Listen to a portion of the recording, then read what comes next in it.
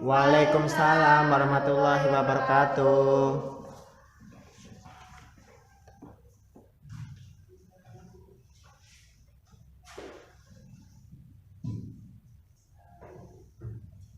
Assalamualaikum warahmatullahi wabarakatuh. Selamat pagi anak-anak.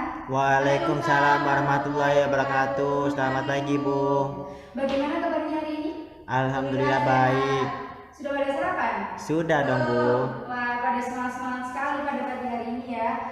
Kemudian untuk menambah semangat kalian pada pagi hari ini, bukunya Yahya bin Hadis. Misal ibu bilang salam sehat, kalian bilang masyarakat sehat, Indonesia kuat. Baik. Salam sehat, masyarakat sehat, Indonesia kuat. Semoga semangat kalian tetap terjaga sampai akhir pembelajaran nanti. Baik, seperti biasanya, Ibu akan tetap menghimbau pada kalian demi menjaga kondusivitas pembelajaran pada hari ini. Yang pertama, bangku yang di depan, bangku yang di belakang, luruskan bangku yang di depan terlebih dahulu. Silakan Kak Rena untuk meluruskan bangku yang di depan. Ya. Yang kedua, silakan persiapkan alat tulis dan juga media elektronik, karena pada hari ini kita akan menggunakan media pembelajaran media elektronik yang berupa HP ataupun laptop. Silakan untuk dipersiapkan di atas bangku terlebih dahulu. Sudah? Sudah, Bu. Yang ketiga yakni kerapian pakaian. Kerapian berpakaian, ini seragamnya harus dirapikan terlebih dahulu. Sudah? Sudah, Bu. Baik. Yang terakhir yakni sampah yang ada di kolong meja ataupun yang ada di bawah meja, silakan untuk diambil dan dibuang terlebih dahulu. Silakan, Bu.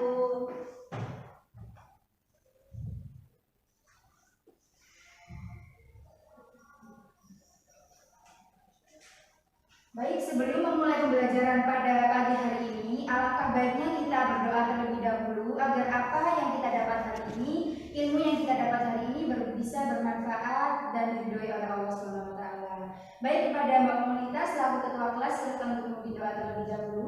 Sebelum memulai pelajaran pada pagi hari ini, berdoa dimulai. Berdoa selesai. Alhamdulillah, amin. Baik, selanjutnya Ibu akan mengecek daftar hadir kalian terlebih dahulu ya. Yang pertama ada Eka Chandra Rahmat Aditya. Hadir, Bu. Iya. Mas Dava Atala. Hadir, Bu. Iya. Mbak Maulita Rahmawati. Hadir, Bu. Ya. Mbak Raisa Nurmunia. Hadir. Iya. Mbak Siti Nurfadila. Hadir. Iya. Mas Dinendra Khairuddin Alfisya. Sakit, Bu. Sakit? Iya. Sudah berikan surat izin? Sudah di saya. Ya, sudah. Kemudian ada Mbak Putri Nala Eranda. Hadir. Hadir. Kemudian yang terakhir ada Mas Miftahul Fahudin. Hadir, Bu. Baik, semuanya sudah hadir, tinggal Mas Dinendra Khairuddin Alfisya ya tadi yang sakit ya. Iya. Baik, karena Mas Dinendra tidak bisa mengikuti pembelajaran pada pagi hari ini, alangkah baiknya kita sebagai teman dan rekan-rekan pembelajaran Mas Dinendra membantu untuk mendoakannya agar Mas Dinendra bisa segera mengikuti pembelajaran dan bisa bersama-sama ada di ruang kelas ini dengan kita semua. Baik, berdoa demi kesembuhan agar penyakit Mas Dinendra diangkat. Berdoa dipersilakan.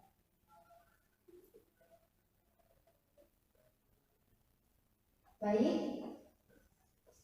Selanjutnya, untuk menambah semangat kalian pada pagi hari ini, Ibu akan memutarkan sebuah musik, sebuah lagu nasional, yakni yang berjudul Bangun Pemuda Pemudi. Pasti kalian telah tahu bukan lagu ini? Pernah tahu, Bu. Hafal? Insya Allah. Belum hafal. Ya.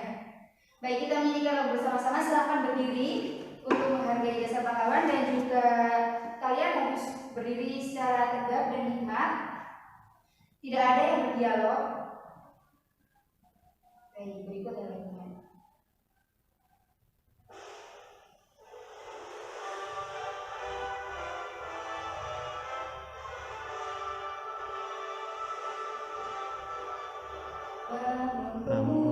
Pemuda Indonesia, lengan bajuku sisihkan untuk negara, bangsa yang akan datang kewajibanmu lah, menjadi tanggunganmu terhadap nusa, menjadi tanggunganmu terhadap nusa.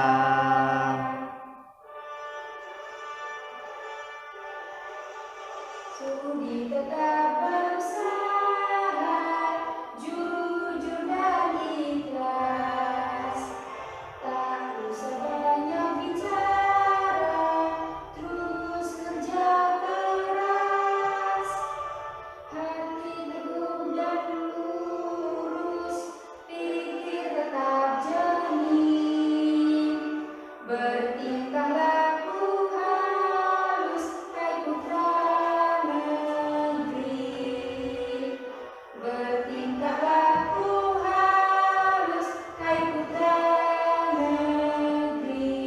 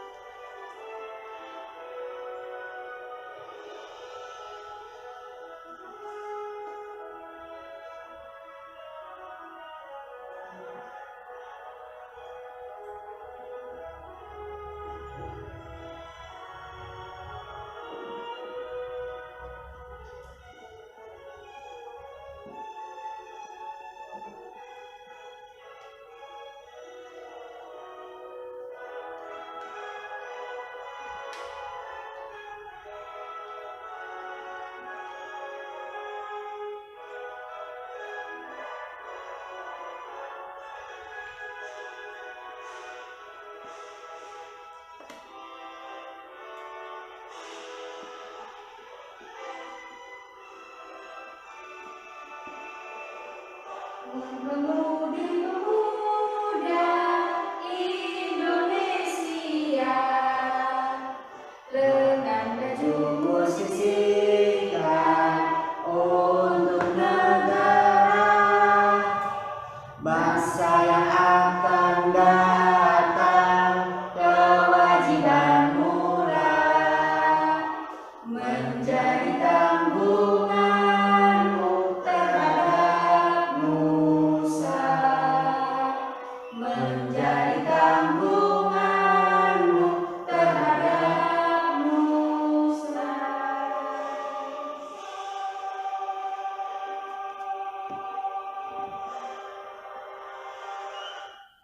Baik, silakan kembali.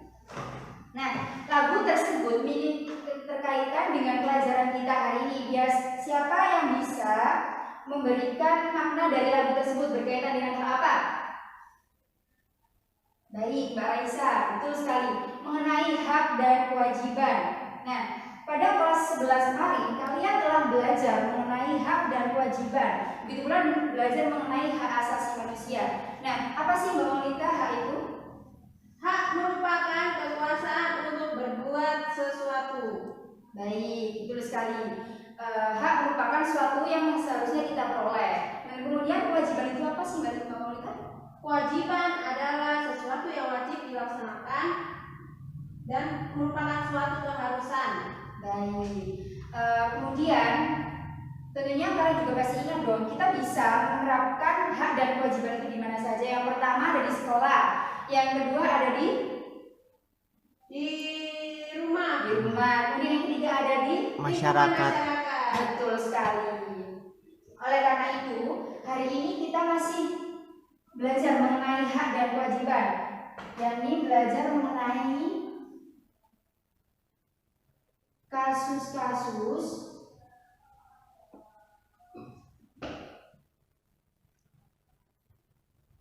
pelanggaran hak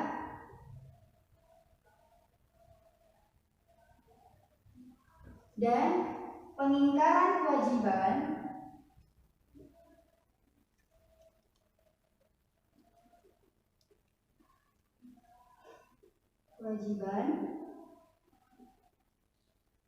dalam perspektif Pancasila.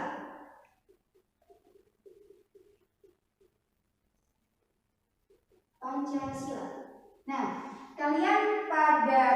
setelah belajar mengenai hak dan kewajiban.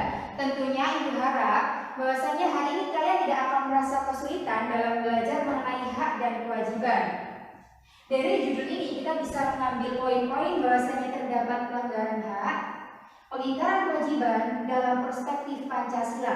Jika kita berbicara tentang Pancasila, kita berarti berbicara tentang negara. Nah, yang pertama kita akan belajar dasar terlebih dahulu, yakni makna hak dan kewajiban warga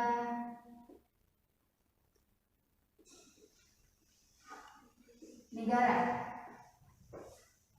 Baik, dari pembelajaran kali ini kita bisa mengambil tujuan pembelajaran pada pagi hari ini, yakni yang pertama, setelah nantinya kalian membaca teks wacana melalui internet, kalian bisa memahami mengenai makna hak dan kewajiban warga negara secara benar.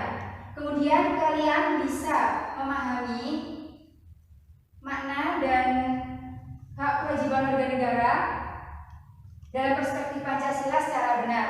Kemudian yang ketiga, yakni setelah kalian berdiskusi dengan kelompok kalian, nantinya kalian dapat menalar hasil mengenai peristiwa yang berhubungan dengan hak dan kewajiban warga negara dan beserta solusinya dengan baik.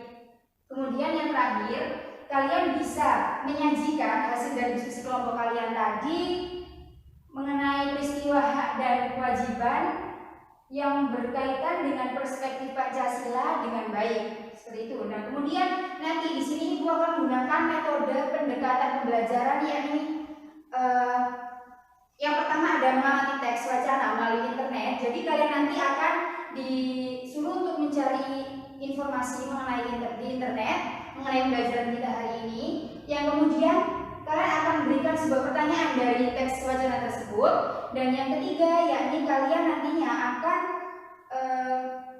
menggali informasi dari pertanyaan tersebut guna menjawab pertanyaan tersebut dan tentunya dari internet. Dan yang ketiga, kalian nanti akan mengasosiasikan dengan kelompok kalian mengenai pertanyaan-pertanyaan tersebut dan kemudian presentasikannya seperti itu. Dan kemudian Ibu menggunakan metode pembelajaran, yakni diskusi, tanya jawab dan juga presentasi.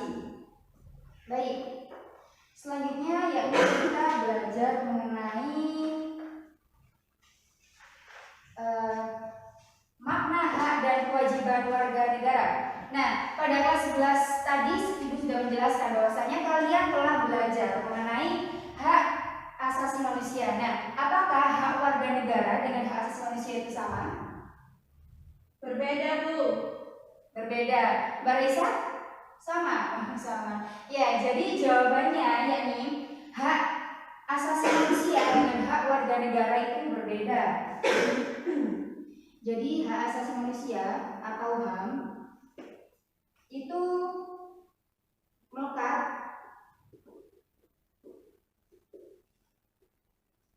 pada diri manusia.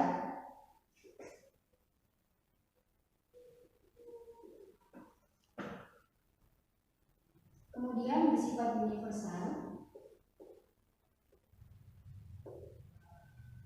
Sedangkan hak warga negara yakni berdasarkan pada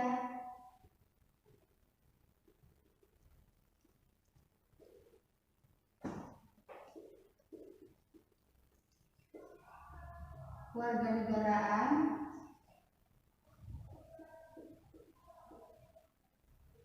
seseorang, dan ini bersifat dibatasi oleh status warga negaraan. Baik, tadi pengertian hak merupakan sesuatu yang diperoleh oleh seorang ketika setelah melakukan sebuah kewajiban dan HAM. HAM yaitu melekat pada diri manusia. Melekat pada diri manusia sejak apa? Yaitu tentunya sejak lahir dan telah dituliskan pada Undang-Undang Nomor 39 Tahun 1999 mengenai hak asasi manusia yang berkaitan dengan hak hidup, hak untuk memperoleh pekerjaan, dan lain sebagainya. Selain itu, ini juga bersifat universal dan setiap manusia juga memiliki hak asasi manusia tanpa terkecuali. Jadi setiap manusia yang lahir di dunia ini pasti memiliki hak asasi manusia dan hak asasi manusia tersebut tidak bisa dilepaskan ataupun dihapuskan dari diri seseorang seperti itu. Kemudian yang kedua yaitu hak warga negara berdasarkan pada kedudukan kewarganegaraan seseorang. Jadi hak warga negara ini sangat bergantung pada status warga negara seseorang. Misalnya jabatan yang ada di Indonesia sebagai pemerintah itu hanya dimiliki oleh seorang yang memiliki status keluarga negara Indonesia. Jadi apabila ada orang asing yang masuk Indonesia dan ingin memiliki jabatan ini tidak bisa karena itu hanya dimiliki oleh seorang yang berstatus keluarga negara Indonesia seperti itu. Contohnya itu bela negara. Nah, bela negara itu juga merupakan hak juga. Kita memiliki hak untuk itu bela negara seperti itu. Nah, contoh dari hak asasi manusia tadi hak bertahan hidup, hak agama, begitu pula dengan hak warga negara dan hak warga negara ini juga termasuk sebagai hak asasi manusia seperti itu.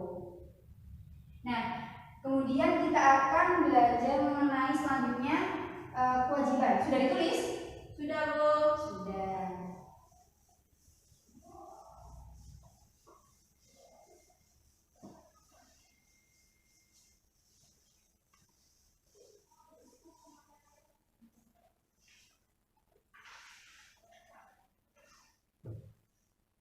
Baik, sekarang kita akan belajar mengenai kewajiban. Nah, kewajiban ini tadi tentunya telah berkaitan dengan hak asasi manusia, bukan? Sangat berkaitan dengan hak. Nah, begitu pula kewajiban asasi manusia dengan kewajiban warga negara itu juga berbeda. Nah, apabila kewajiban warga negara itu sangat bergantung, kewajiban warga negara itu diatur dalam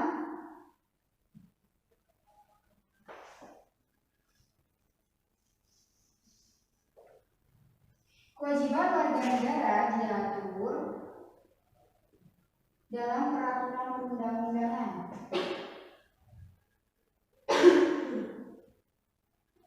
Perundang-undangan.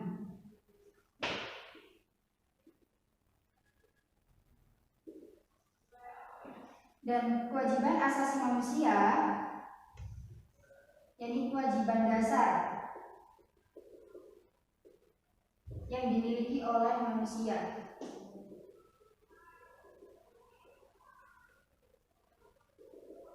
Nah, jadi kewajiban asasi manusia ini merupakan kewajiban yang dimiliki oleh manusia sejak dari dulu dan tidak bisa dipisahkan dari diri seorang. Contohnya yaitu kewajiban beribadah kepada Tuhan. Dan untuk kewajiban warga negara ini diatur dalam peraturan perundang-undangan. Dan salah satunya yaitu sangat berkaitan dengan status keluarga negara seseorang seperti itu. Dan dibatasi oleh status keluarga negara seseorang. Nah, siapa yang bisa memberikan contoh kewajiban warga negara? Baik, Mbak Tenisa, betul sekali bahwasannya kewajiban warga negara ini salah satu contohnya yaitu setiap warga negara memiliki kewajiban untuk membela negaranya. Jadi, bela negara saat ini tidak hanya untuk berperang terus melawan penjajah, tidak, tapi kita saat ini berjuang untuk dan melawan kebodohan seperti itu. Kita harus terus belajar dan semangat dalam menorehkan prestasi baik di sekolah maupun di masyarakat. Nah, untuk menambah wawasan kalian, Ibu akan memberikan soal. Nah, nanti soalnya itu mau dibacakan atau ditulis, Bapak? Ditulis saja, Bu. Baik, ini sudah ditulis? Sudah, Bu. Iya. Ini nanti dikerjakan secara individu di dalam lembaran, nanti akan dikumpulkan dikumpulkan sebagai tugas individu.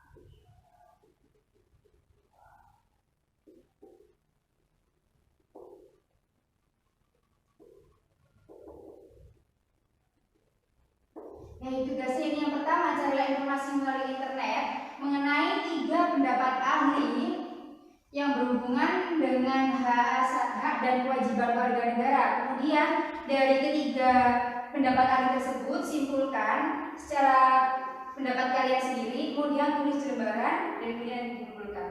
Ibu kasih waktu 5 menit cukup? Cukup. Baik, silakan dikerjakan terlebih dahulu.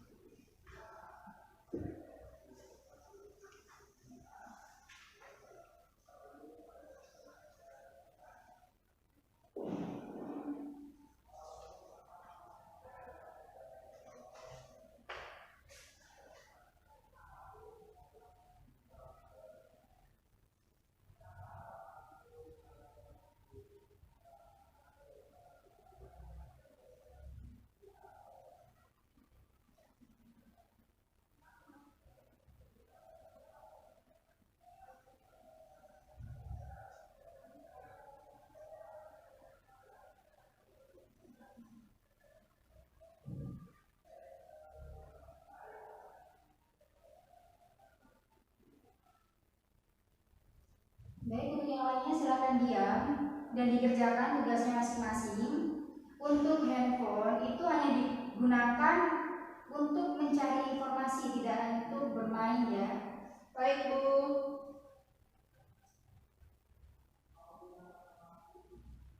Mas Adi jangan mengganggu temannya sedang belajar. Ayo dikerjakan tugas sendiri yuk.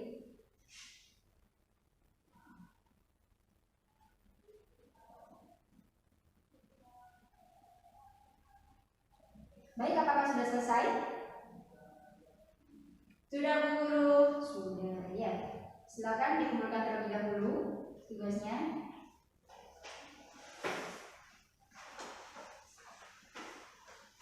Ya, terima kasih, Mbak. Baik, selanjutnya yakni untuk menambah pemahaman kalian, Ibu akan berikan sebuah tugas, yaitu mengamati teks yang berjudul di internet yang berjudul Mendagri 70%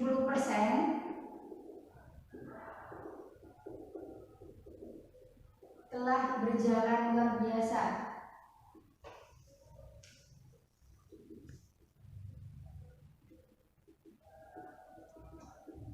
Ini nanti kalian akses dalam internet dengan kelompok kalian. Nah, untuk kelompoknya Ibu akan bagikan. Yang kelompok pertama ada Mbak Maulita dan juga Mas Eka Chandra.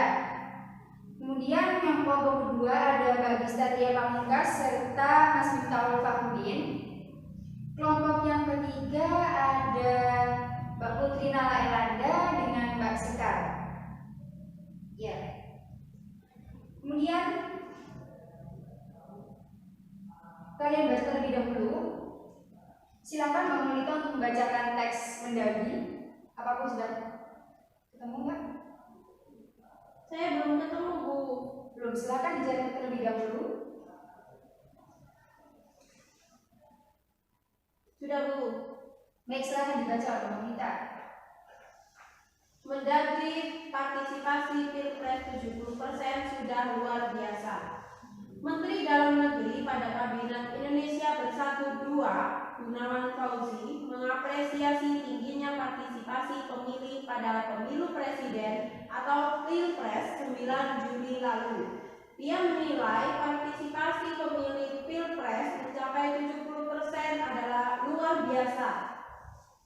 Ini partisipasi pemilih 70% itu luar biasa, sudah bagus, kata Gamawan di Gedung Kemendagri, Jakarta Pusat pada Rabu 23 Juli 2014. Ia mengatakan wajar jika persentase angka partisipasi pemilu legislatif atau pileg lebih tinggi dibandingkan pilpres, sebab kata Gunawan pada pileg kandidat dipilih lebih banyak. Kalau pileg kerabat ikut memilih, kandidatnya lebih banyak, sekitar 12.000 orang.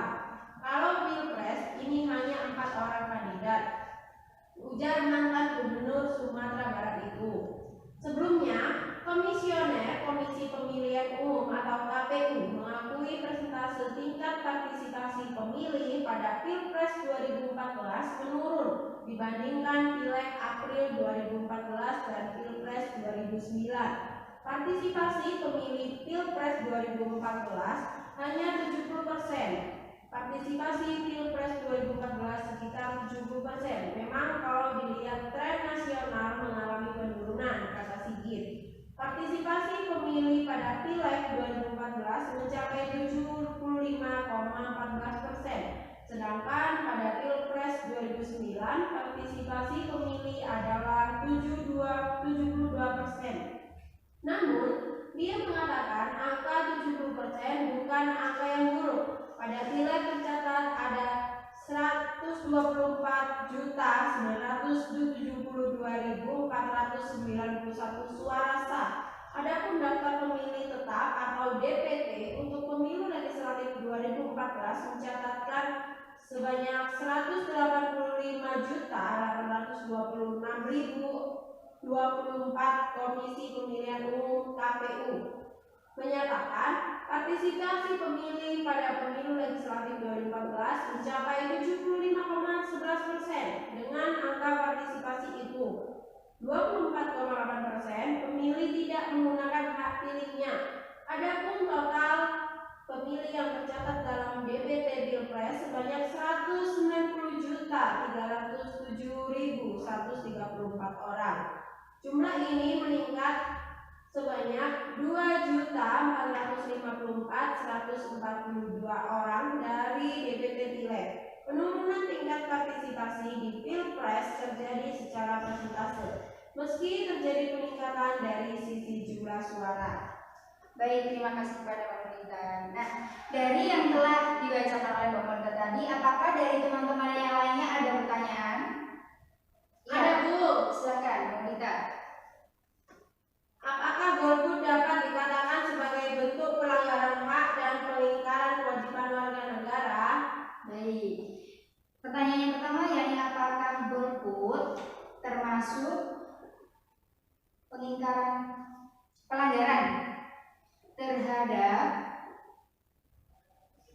terhadap hak dan kewajiban warga negara?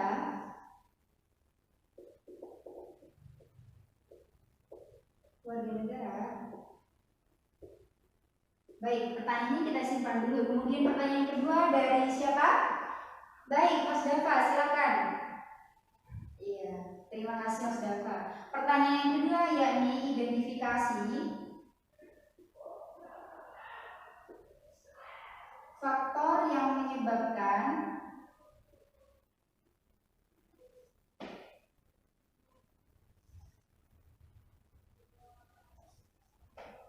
angka golput meningkat.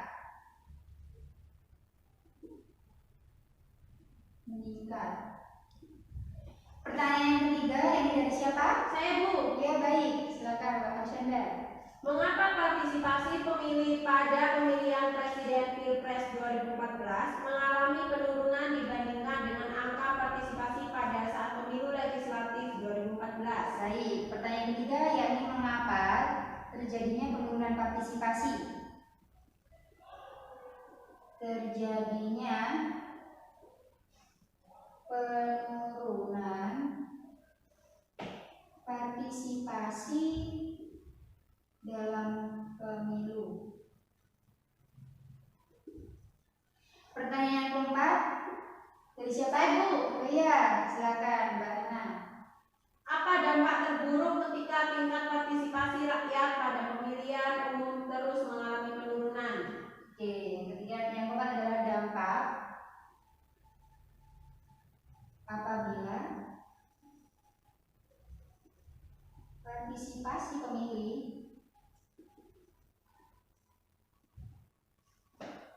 terus mengalami penurunan. Pertanyaan yang terakhir, saya bercoba. Iya, silakan Mbak Siti. Rumuskan solusi untuk mencegah terus menurunnya tingkat partisipasi rakyat pada kegiatan pemilihan umum. Oke. Jadi yang terakhir yakni mengenai solusi dari menurunnya tingkat partisipasi masyarakat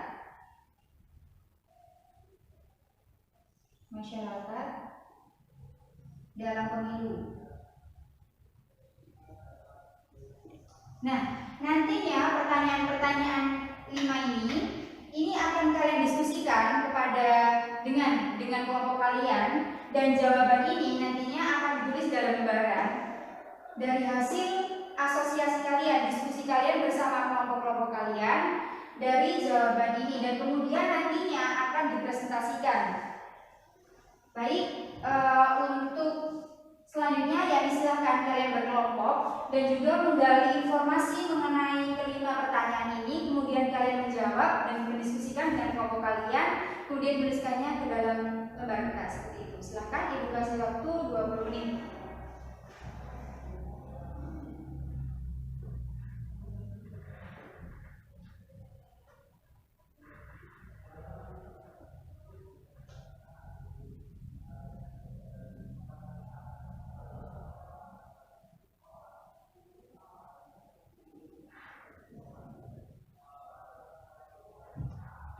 Baik, untuk kelompok 3 itu silakan berdiskusi, jangan berbicara sendiri ya. Iya, Bu. Iya.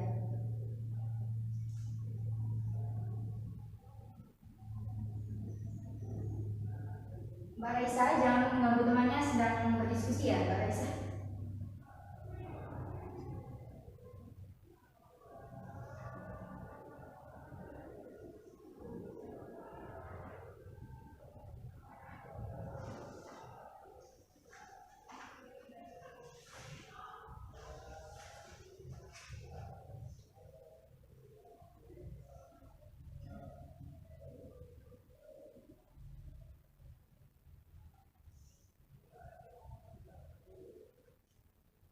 Baik, apakah sudah selesai? Belum. Sudah, Bu. Belum, Bu. Oh, belum. Ya, silakan lanjutkan.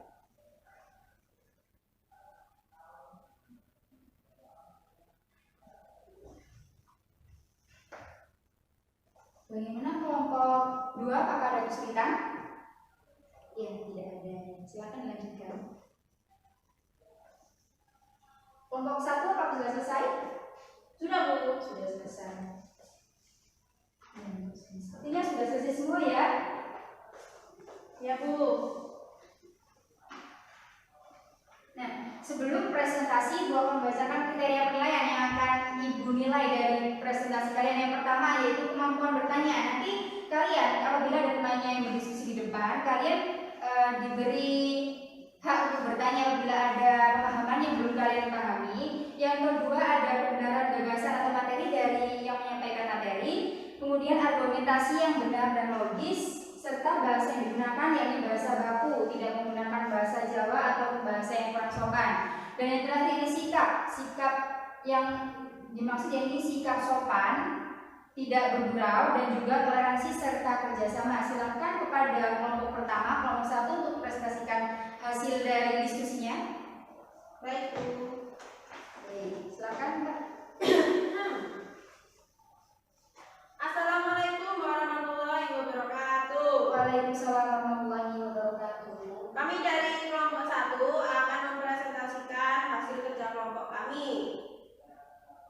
Partisipasi pemilih pada pemilihan Presiden Pilpres 2014 mengalami penurunan dibandingkan dengan angka partisipasi pada saat pemilu legislatif tahun 2014. Karena pada saat pemilu legislatif tahun 2014, rakyat banyak yang melakukan golput.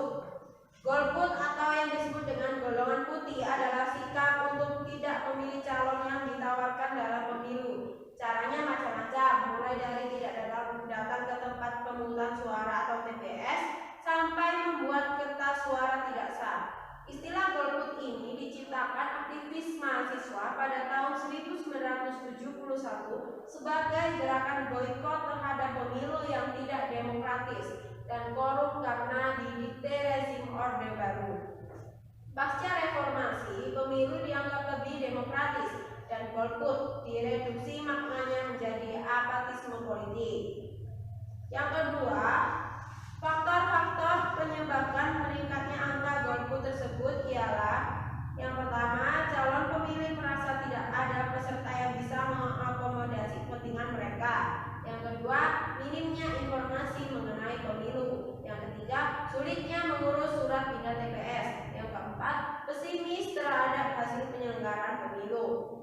Nomor 3, golput atau yang disebut dengan golongan putih pada dasarnya merupakan bentuk lain dari abstain. Abstain diartikan sebagai mekanisme yang disediakan dalam setiap instrumen pengambilan keputusan dalam demokrasi. Dengan logika berpikir demikian, maka golput tak bisa dipidana. Akan tetapi, pasal 308 Undang-Undang Nomor 8 Tahun 2012 tentang Pemilihan Umum Anggota DPR, DPD, dan DPRD memuat ruang bagi penegak hukum untuk menjerat siapapun yang memaksa orang lain untuk golput. Pasal ini mengancam dengan pidana siapapun yang melakukan haknya untuk memilih, melakukan kegiatan yang menimbulkan gangguan ketertiban dan ketentraman, pelaksanaan pemungutan suara atau menggagalkan pemungutan suara.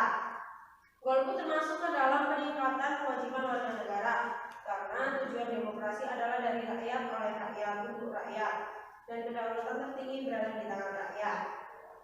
Nomor 4, dampak terburuk ketika tingkat partisipasi rakyat pada pemilihan umum terus mengalami penurunan ialah penyesalan dan adanya konflik. Nomor 5, solusi untuk mencegah terus menurunnya tingkat partisipasi rakyat pada kegiatan pemilihan umum yang pertama yaitu penyuluhan yang dilakukan oleh pemerintah, baik itu pemerintah pusat, provinsi, kabupaten, kota, hingga instansi terkecil seperti desa, RW, dan RT, yang memberikan penyuluhan terhadap masyarakat yang masih belum memahami mengenai pentingnya pemilihan umum. Yang kedua, partai politik yang ikut serta dalam pemilu harus mendorong partisipasi rakyat dalam pemilu, memberikan pengarahan visi misi partai politik dalam rencana membangun Indonesia. Yang ketiga, pemerintah dan politik harus meningkatkan kinerja untuk kesejahteraan rakyat, menggunakan cara untuk memilih pada waktu pemilu. Contohnya, disediakan tempat untuk para pekerja yang merantau sehingga mereka tetap dapat mengikuti pemilu tanpa pulang kampung halaman. Saya Marita? Ya, silakan dulu.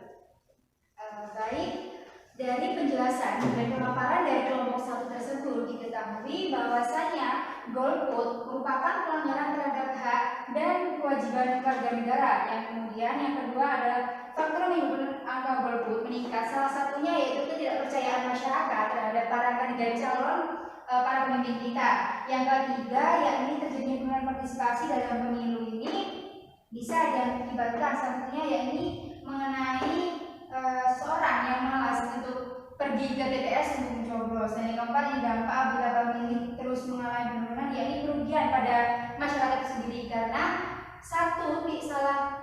Maaf, karena satu suara itu sangat menentukan Indonesia di masa depan. Serta yang terakhir yakni solusi dan menurunkannya tingkat partisipasi masyarakat dalam pemilu, yakni terus melakukan sosialisasi kepada seluruh masyarakat, terutama dari golongan terkecil, yakni contohnya itu pada desa, dalam tingkatan desa. Baik, apakah ada yang ditanyakan? Tidak ada. Ya, Saya Bu, iya ada, silakan. bolehkah kita tidak memilih apabila kita tidak menyukai kandidat calon pemimpin? Ya, ini masuk pada soal yang kedua. Jadi, walaupun bagaimanapun kandidat pemimpin yang mencalonkan, kita hendaknya harus pilih salah satu dan berdoa agar pemimpin tersebut bisa berubah dan bisa mencapai dan memberikan kesejahteraan bagi kita semua seperti itu. Jadi kita tetap memilih, tidak boleh berebut karena satu suara sangat menentukan kesejahteraan masyarakat nantinya seperti itu. Bagaimana Mbak Gita? Baik Bu, paham. Baik, karena pembelajaran pada pagi hari ini sudah selesai. Selanjutnya yakni kita masuk kepada kesimpulan. Siapa yang bisa memberikan kesimpulan pada pagi hari ini? Saya Bu. Iya, silahkan Mbak Melita. Hak dan kewajiban warga negara merupakan dua hal yang saling berkaitan. Keduanya memiliki hubungan kualitas atau hubungan sebab akibat. Seseorang mendapatkan hak karena kewajibannya dipenuhi. Misalnya, seorang bekerja mendapatkan upah setelah melaksanakan pekerjaan yang menjadi kewajibannya. Selain itu, hak yang didapatkan seseorang sebagai akibat dari kewajiban yang dipenuhi oleh orang lain. Baik, betul sekali. Bahwasanya hak dan kewajiban itu harus dilaksanakan secara seimbang. Kita bisa mendapatkan hak kita apabila kita telah melakukan kewajiban terlebih dahulu. Seperti halnya tadi contohnya, kita akan mendapatkan upah apabila kita telah melakukan pekerjaan. Itu sebuah kewajiban yang akan mendapatkan hak. Dan kemudian apabila hak dan kewajiban tidak dapat dilaksanakan secara seimbang, maka akan terjadi perpecahan dan bahkan intoleransi seperti itu. Kemudian siapa yang bisa bantu Ibu untuk memberikan manfaat? Saya Bu. Ya, silakan Mbak Nani. Kita bisa mengetahui mengenai pentingnya menjalankan antara hak dan kewajiban yang harusnya dilaksanakan secara beriringan dan dilakukan dengan seimbang. Hal ini karena apabila tidak dilakukan dengan seimbang, maka akan memunculkan banyak ketidakadilan untuk beberapa pihak. Kewajiban merupakan sesuatu yang harus diwajibkan, diharuskan, atau merupakan sebuah keharusan.